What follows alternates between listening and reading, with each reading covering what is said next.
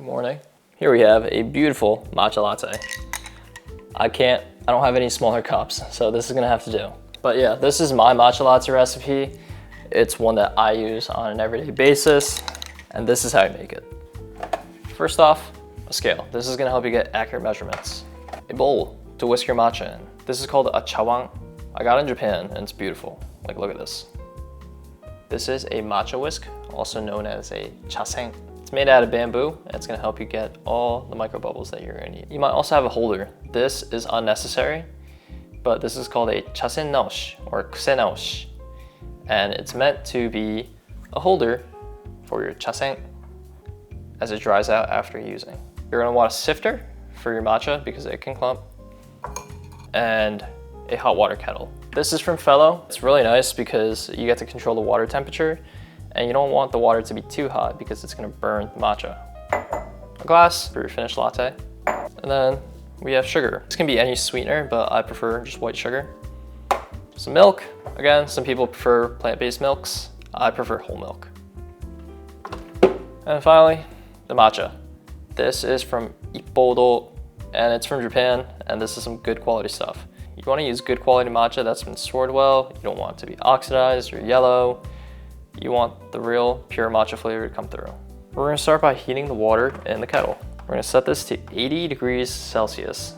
Like I said before, it's important not to get it too hot because you don't want to burn the matcha and it's gonna ruin the flavor. Once that water's heated up, we're gonna prep our chasen. And what this is gonna do is soften the bristles of the chasen so that they become more flexible and they don't break as easily. And we're gonna let it sit for a little bit. In the meantime, we're gonna weigh out our matcha. Now, different people use different amounts, but the recipe that I've landed on is 3 grams per latte. Now, it might seem like a lot because, I mean, it is a decent amount, but I like my lattes with a good matcha flavor, so that's why we're using 3 grams. And we're just gonna make sure this is all sifted and no clumps remain. To this, we're gonna add 15 grams of hot water.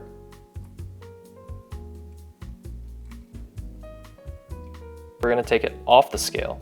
Get rid of that. We're gonna take our chasen. And then what I like doing is going in like this, making sure everything is incorporated. It's gonna be a little thick, which is okay. And once all the matcha is hydrated, I'm gonna add 10 more grams of water.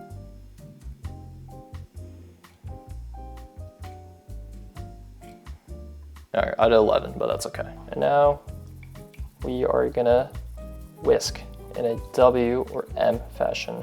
And my mom, who used to actually take lessons in sado, which is like the art of making matcha, she taught me that it's all in the wrist, not the elbow.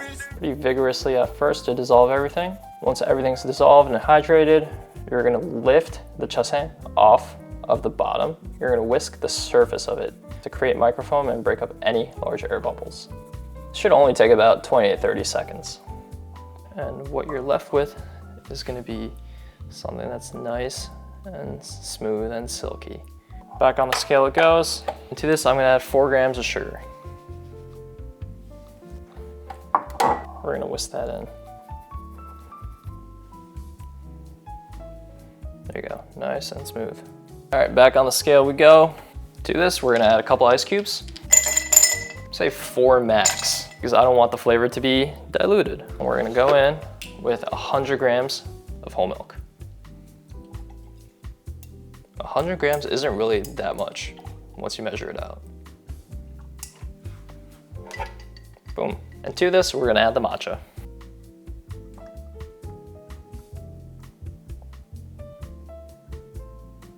And there's a lot of matcha left in here, and I don't want that to go to waste. So what I'm gonna do, add a little bit of hot water, swirl it around, and then I'm gonna add it here.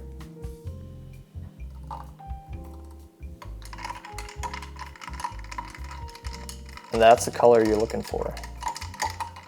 And yeah, that's my everyday latte recipe. Not a lot of sugar. I don't like my matcha super sweet, but I think it needs a little bit. This is different from matcha. Matcha is just the tea by itself. It's the matcha powder in conjunction with the hot water. There's uscha and koicha, but we're not gonna get into that right now. This is the equivalent to what you're gonna find in your Starbucks or your blank streets, except for the fact that it's better by miles. There's something about that earthiness, right? And I feel like as I've gotten older, I'm enjoying the taste of bitter more and more. But yeah, this is what a matcha should be instead of that super diluted BS that you're gonna get at Starbucks. When I'm cleaning, I usually rinse out the chawan with some hot water and scrub with my fingers. Then, to clean the chasen, I fill the chawan with some hot water, then just whisk the water. Maybe 2 rounds of that, and then if there are any specks left, I just manually clean it with my fingers. Then, to dry the chasen, I just throw it on the old chasen naoshi, and we're good to go. Matcha is prone to oxidation, which basically means the degradation of compounds like chlorophyll and some flavor molecules, which leads to a loss of flavor, color, and nutrients, and it might even develop some weird flavors. Exposure to light, heat, and humidity, and of course oxygen, will accelerate this process, which is why it's important to store your matcha properly.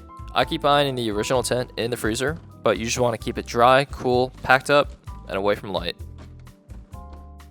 Matcha doesn't technically dissolve in the water, it's actually a suspension. So if you let it sit for a while, the matcha will settle on the bottom. Sometimes I forget, and I get a mouthful of weak tea and residual matcha on the bottom, so if you're going to drink it over some time, just make sure to properly mix it up, or just drink it before it all settles out. Use good quality matcha and don't dilute it. Cheers. Alright, that's all for today. Thanks for coming, and I'll catch you later. Go make some good matcha.